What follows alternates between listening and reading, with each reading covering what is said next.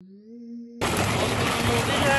أخي فهو درب به نور به ترقى به تحيا عالما حرا فخور. اطلب العلم أخي فهو درب به نور به ترقى به تحيا عالما حرا فخور. اطلب العلم أخي فهو درب به نور به ترقى به تحيا عالما حرا فخور. سل إماما عاش في العلم دهورا ودهورا يطلب العلم ببذل.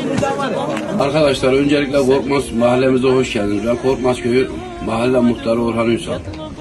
Çeçenistan'a, Dağıstan'a öncelikle buradan teşekkürlerimizi sunarız. Allah hepinizden razı olsun. Bütün Müslüman din kardeşlerimizden Allah razı olsun. İslam aleminde Allah razı olsun. Çeçenistan'dan özellikle din kardeşlerimizden Allah razı olsun.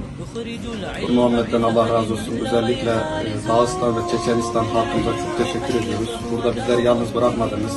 Emeğe geçen tüm kardeşlerimize, Tüm Müslüman din kardeşlerimize Allah razı olsun diyoruz.